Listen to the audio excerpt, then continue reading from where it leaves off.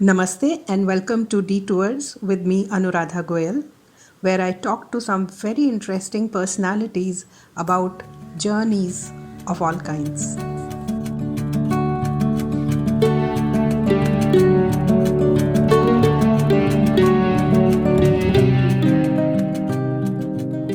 Uh, Today we have with us a very interesting personality, Shri Amarnath Dube ji, who is a molecular biologist by education, a bureaucrat by profession, but those are not the reasons I know him for. I know him because both of us are a part of a mega project called Global Encyclopedia of Ramayana, where we are both contributing in a small way. But that's how I got to know Amarnath ji. And then I discovered that he collects that the world Ramayana. So Ramayana as a story has gone out of India carrying its culture, and it has been adopted by different cultures as a story. And now he's bringing those stories back to India and translating them in Hindi. He's already translated the Filipino Ramayana. Uh, his Tibet Ramayana should be soon in the market. And I'm sure there are many more in the pipeline. So Amarnath ji, welcome to D2H. Thank you so much, ma'am. And it is a great honor for me to be on your show. I mean, I was always watching this show because you have always brought some good personality and a lot of new insights. So I'm very excited to be here. Thank you so much. Okay. Thank you. And today we are going to talk to you both as an expert on Ramayana and also as somebody who's an Ayodhyawasi. You come from Ayodhya, the city of Ayodhya. So we are going to ask you something about the queens of Ayodhya. We all know that, legendary kings have ruled Ayodhya, right from the time of Ikshvaku to the times of Sri Ram. A lot of illustrious kings have ruled Ayodhya. But what about the queens? So tell us a little bit about the queens of Ayodhya. I think you have started the whole conversation from a really good point. Generally, we are having a concept that history is told about man, for man, and by man. And this is the concept we get from our textbook. Right. It's a main man-centric history, and it's always about the king, their feats, and their defeats. Right. But fortunately, our ancestors, they have written the Puranas, where they have mentioned the genealogies, and in genealogies, they have mentioned the name of queens. So we have a lot of information about the queens. As you have told that we are having the Ikshvaku dynasty, which has ruled Ayodhya. I mean, they are the earliest known rulers of Ayodhya. And when we go through different Puranas, we find a lot of names of queens. And few queens we are having just passing reference because there is no no detail is available. But there are few queens who have achieved a lot in their personal growth and in their career and other aspects. So we find a lot of details about them. So if you ask me that who is the which are the names generally comes to our mind when it is a Ikshvaku queens. So let me start with the daughter because you know that Rama is called Kakustha. Every time he is called Kakustha. And he had a daughter. Her name was Go. And Go. And she was married to Yati. Yati was son of King Nahush, who was ruling at Prayagraj. Because Yati was interested in spiritual growth, he did not accept the throne, and his brother Yayati has become the king. And as you know, that whole this Rig Vedic thing, we always find the sons of five sons of Yayati who have later carried out the different types. So that way, this is the first name we find. And as far as queen is concerned, like there is we first find the reference of a name Hemavati.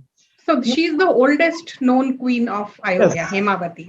Hemavati is the oldest known queen, and she was wife of Krishaswa, who was 16th Ikshvaku king. And when I'm telling the number 16, I just want to, deviate from the stop for a moment. That different historians have worked on the genealogies of Ikshvaku dynasty.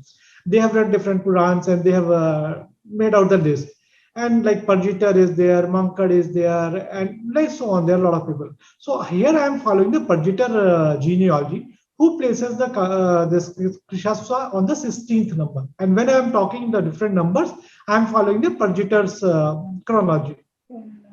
So Hemavati was wife of Krishaswa, and as you can guess from the name, that she was a daughter of King Himraj.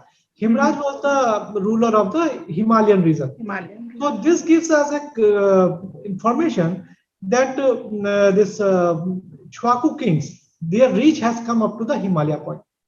Right. Because that's why matrimonial, this marital alliance has come up. Right. So that is the first name comes, and then we find that Mandata, Yunash, and all these kings, their wives comes into the. We find their names in the different contexts. So yes. What about Queen Mallika?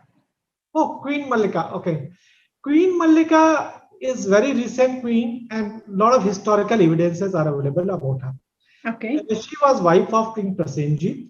Prasenjit was 104th king of Ichwaku dynasty. Okay. And Prasenjit. But that would still place him few thousand years ago. Yeah, he is 500 BC. Okay. He was a Buddha type. Okay. Because he has given the patronage to Buddha, and Buddha has stayed in his kingdom for a longer period, like 25 years he spent in Shravasti and Ayodhya, which was under this King Prasenjit. Okay. So he was the Queen Mallika was also the contemporary of the Buddha. Yes, of course, and she played a vital role in promoting Buddhism. As you know, King Prasenjit was follower of Bhagavad Dharma. He was a Sanatan Dharmi. Right. But Queen Mallika was a devotee of Lord Buddha. And the story goes like this, that one day Queen Mallika Mallika was passing. She was a daughter of a garden maker. And then she saw the Lord Buddha coming along with Ananda, his disciple Ananda. And she was bearing some sour gruel, and she offered to Lord Buddha. And Buddha was pleased. Buddha smiled very pleasantly. And later on, Ananda asked, "Why you are smiling for this offer?" He told Ananda that she is going to become the queen of Ikshvaku dynasty, and she is going to, achieve a very high status in Buddhism. And the same day, when she was passing, Prasenjit was coming from he was defeated by Bimbisar, and he was coming back to Koshal, and he saw Mallika, and he fell in love, and he married to Mallika. And Mallika they got married because of a prediction by Buddha. Yeah, because Buddha had an insight. He could see that events, what is going to happen. Right. You know that when Buddha got enlightenment, they say that he got 3 powers. He know his old births, his all earlier births.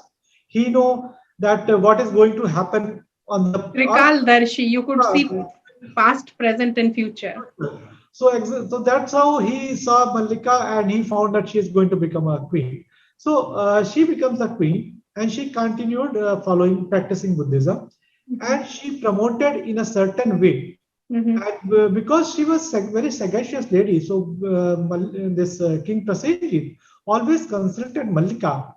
So it's very interesting. So if, let's say 2,500, 600 years ago as well, we have an example of a king, a mighty king, who followed his own religion, and he had a wife who followed a different path. Buddhism was not a separate religion then, but she followed her own path. A great example. Okay, so that brings me to the story of Harishchandra. Not many people know that Harishchandra was a king of Ayodhya. If you go and ask a common Indian youth today, they won't even know, but he was the king of Ayodhya. He came from the same Ikshvaku dynasty. And his queen is probably, she suffered far more than what Sita even suffered in her lifetime. So did she get her due? Has history been kind to her? Again, I will give the same statement that history was earlier written about men, for men, and by men. So I won't go, but here we have to be very careful. See, Harishchandra was king number 30th in Ikshvaku dynasty. and he was married to Taramati, or she is also known Chandramati in few Puranas. Ji.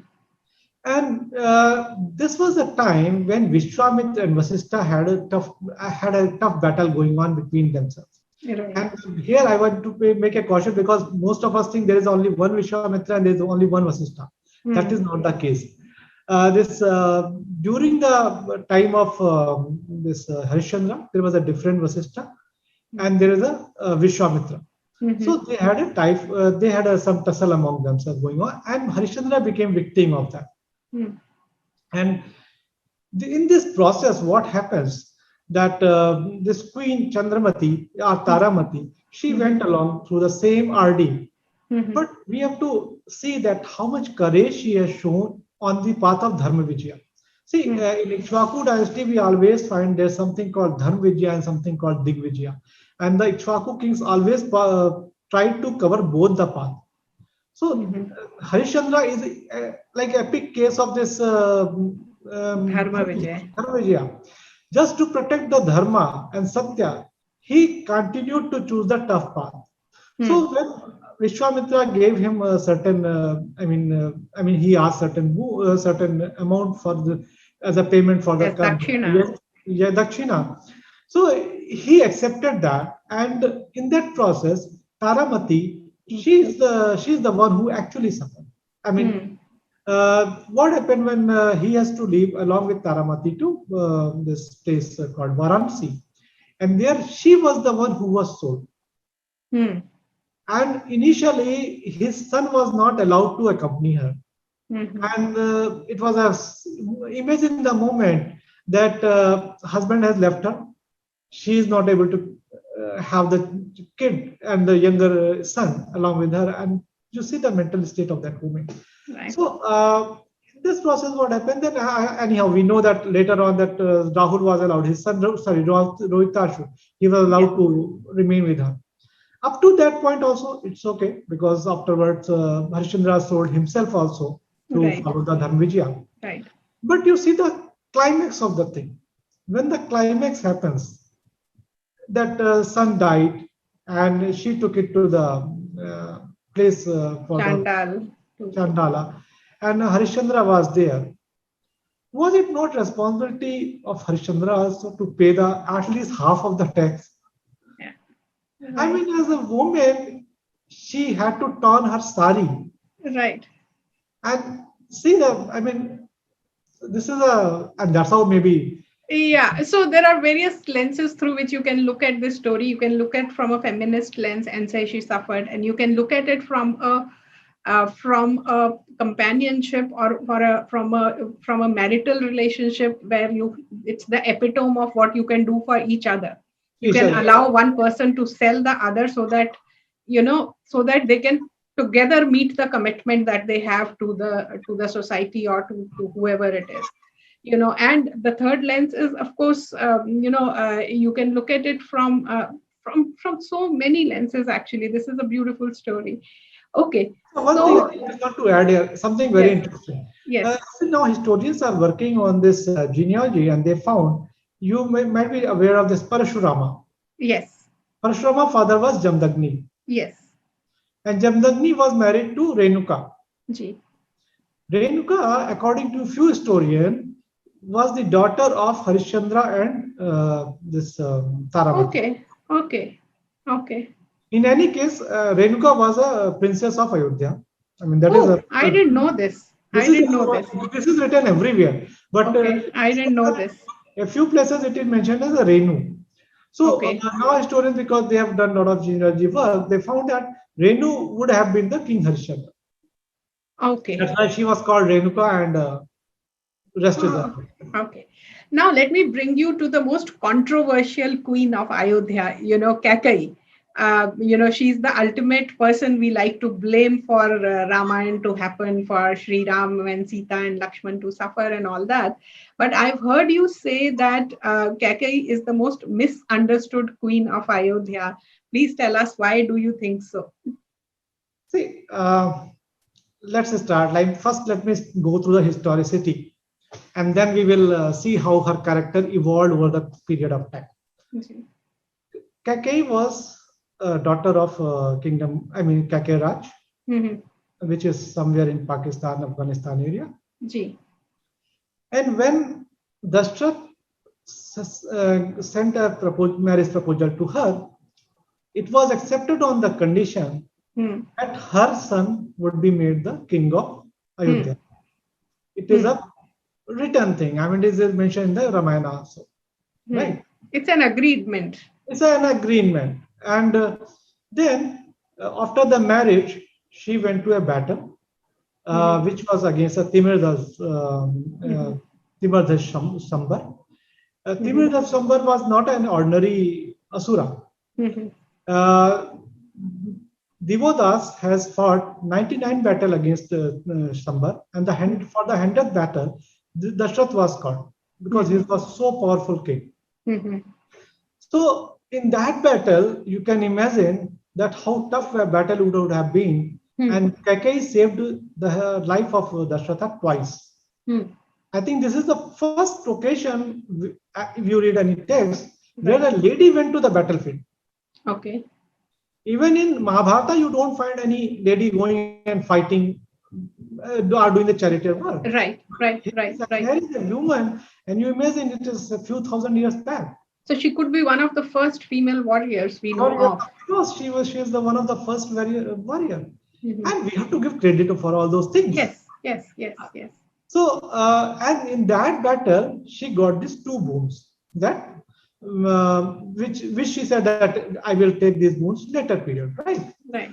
So first thing she married to Dashratha on a condition, and then she already had these 2 boons. Now what happens? See, when we read the Ramayana, we are totally, having some other sorts of mood. We go in the divine mode, and we forget to, we stop reading between the lines. Right. You see the whole this coronation of Rama, crowning of Rama. It is a simple palace politics. What unfolded on that night was a palace politics. And the way Dashrath was doing this crowning of Rama was very suspicious. This is what I always argue. You see the sequence. Dashratha first sent Bharata and Shatrughan to Kaikeyi. So they were out of Ayodhya. So there was no challenge could come from their side. Number 1. Number 2, once these Bharata and Shatrughan reached to Kaikeyi, he suddenly started all this ceremony. He called everyone, please come, I want to discuss. He wanted to discuss with all the sages. He wanted to discuss all the citizens. And he decided overnight that Rama is going to be a king. And he was very sure that his subject won't question his decision. Right. Then the third round of discussion, second round of discussion has to happen with the neighboring kings. Right. Whom I think Dashratha was enjoying some sovereignty. So he called everyone, but he did not call Janak and he did not call the Kaikeyi Raj, Ashwapati. So, and the reason he quotes that everything is being done in hurry. So we are not able to call these 2 kings. See, only these 2 kings. Only these 2 kings. He could call a person from South India, Northeast India, West India, everywhere. But Janaka, this Mithila was his neighboring kingdom. Yes. A person can come from far south to Ayodhya in that time, but Janaka can't come, which is just your neighbor. Right. So what is the interpretation is being made that he dropped Janaka just to on the line that he could not involve the Kaikeyi Raj. He did not want to call the Kaikeyi Raj because he did have a doubt in his mind that they would raise a objection. Of course, because Kaikeyi Raj was the one who knew it well that Dashratha had made a promise that he will make the son of Kaikeyi as the king. Right. So he had doubt that Kaikeyi Raj. So that promise was already made. Yes, it was made at the time of marriage itself. Okay. So that's why Kaikeyi Raj was not called. And to cover up this Kaikeyi Raj issue, he did not call the Janaka. And one more thing, you know that Kaikeyi Raj and Janaka were a very good friend. In the marriage of Rama, Kaikeyi Raj appeared suddenly. Right. You see the Rama marriage first in this one. So Kaikeyi Raj comes. So probably Janak King and Kaikeyi Raj would have been having very good friendship. That's why Dashratha avoided these 2 kings. This is going on one side. And fourth thing, what he did, that he informed Kaushalya, but he did not inform Kaikeyi about the coronation. Rajyabhishek. And how Kaikeyi came to know? She came to know through her maid, that is Manthara, who out of this one and went to her roof, and just she saw from balcony that Kaushalya is celebrating and she is offering sweets and all those things.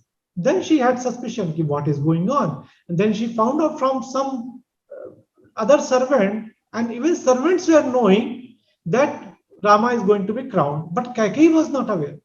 Queen was not aware, and a small servant was aware that Rama is going to be crowned. There is something going on. Right. So there was a conspiracy going on any which way. So yes. This was expected. This was expected. See, in this condition, and then one more thing you have to, like fifth point, what I always argue, that Kaushalya is between the queens, that politics, politics happens like that. Kaushalya was thinking, Kaushalya was never treated well by Dashrath after he married to Kaikeyi. And she complained a lot that my husband is not treating me well, she is treating me worse than a maid, all those things. And then she says in one of the shloka that I was expecting that when Rama will become king, I will get that I will the respect and dignity which I deserve to. And Kaikeyi on the other hand would have been having some other feeling. So these things were, sometimes miss in the storytelling. So that brings me to the next question. Did Ayodhya ever have a reigning queen, somebody who ruled from Ayodhya? Yes, of course we are having such a queen. Her name is Regina.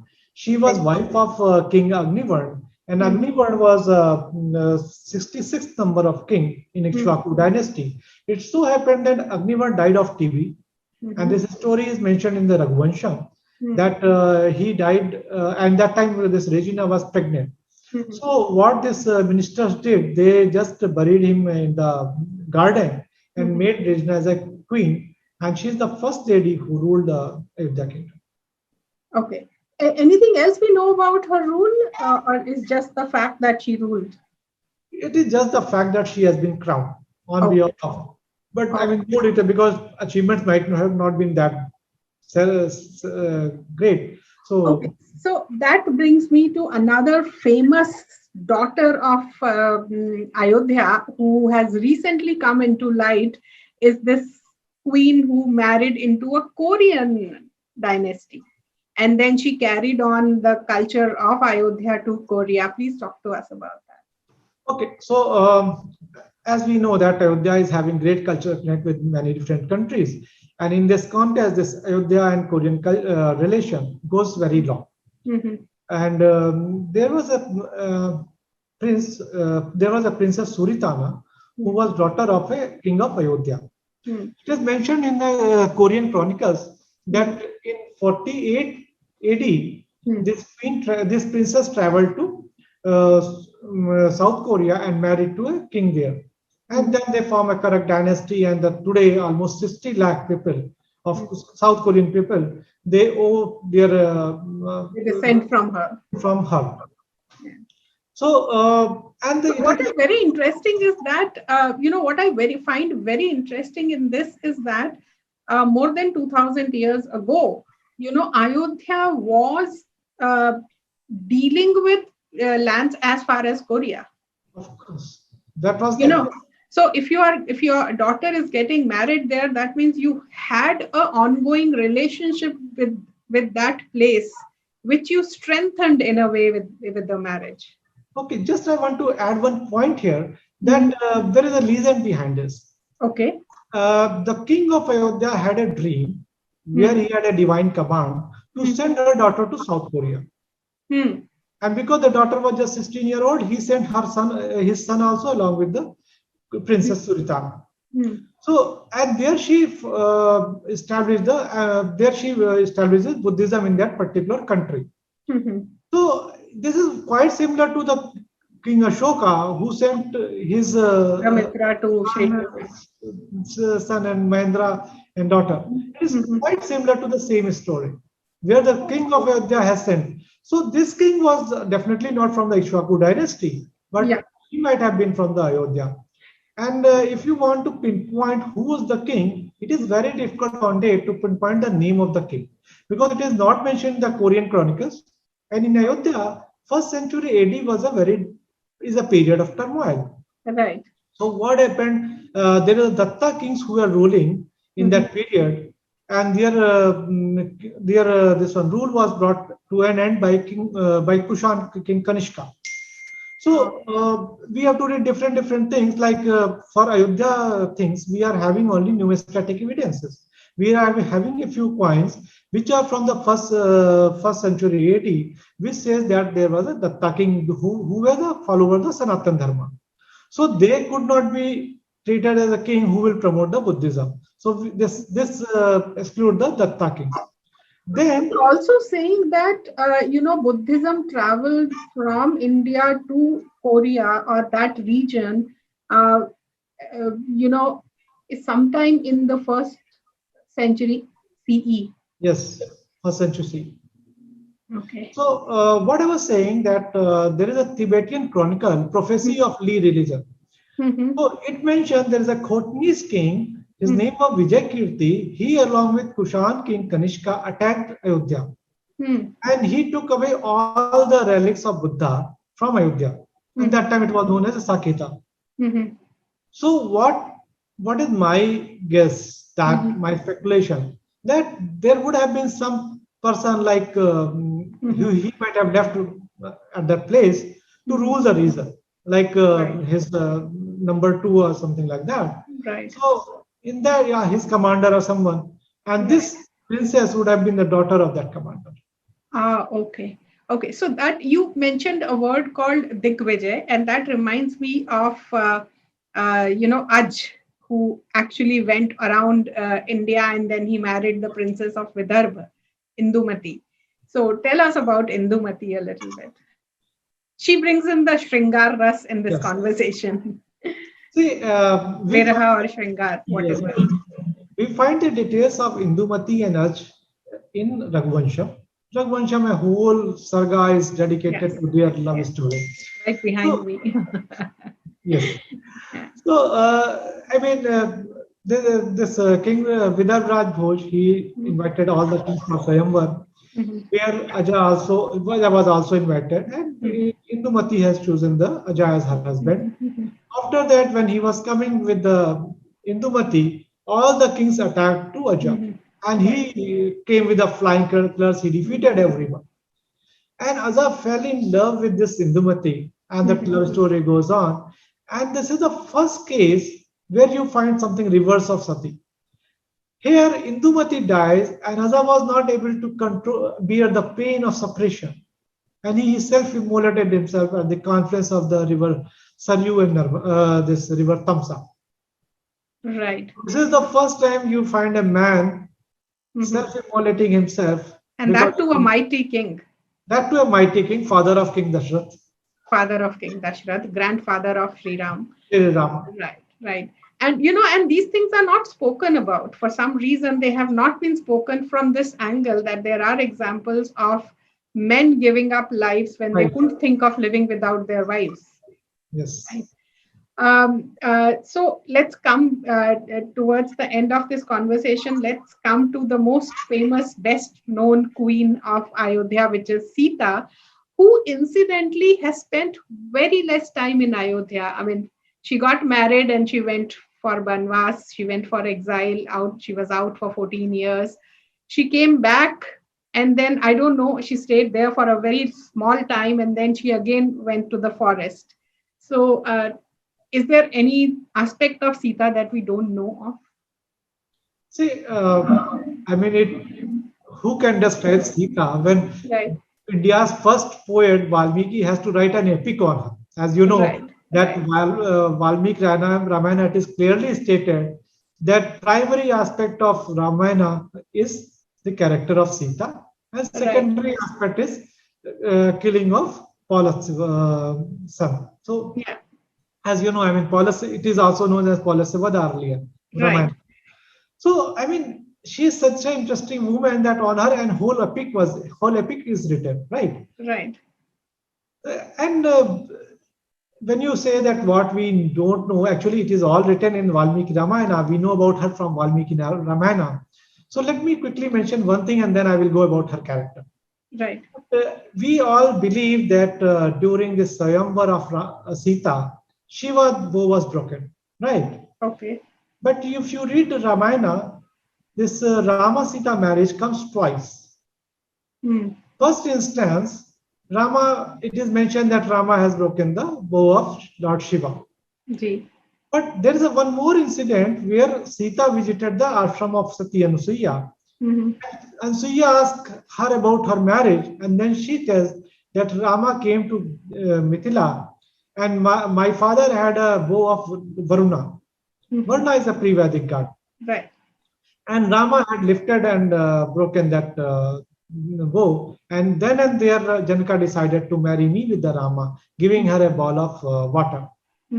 So, I mean, how this story lasts, the second aspect lasts and first aspect continued, we don't know. Because maybe because it's brought a lot of other religions. I would say so it's more like, agreeing to marry and then the actual wedding taking place. There are two things, just like we have, we agree that we, in our families that the wedding between these two people will take place. And then the actual wedding happens at a chosen, at an auspicious chosen time, at Muhurat time. So it looks like that case. No, I mean, I was telling that which bow was broken. It was of Shiva or it was of Varuna. So in one instance, it is a bow of Shiva, and another it is a bow of Varuna. I would say it may have been it may have belonged to one and passed on to the other.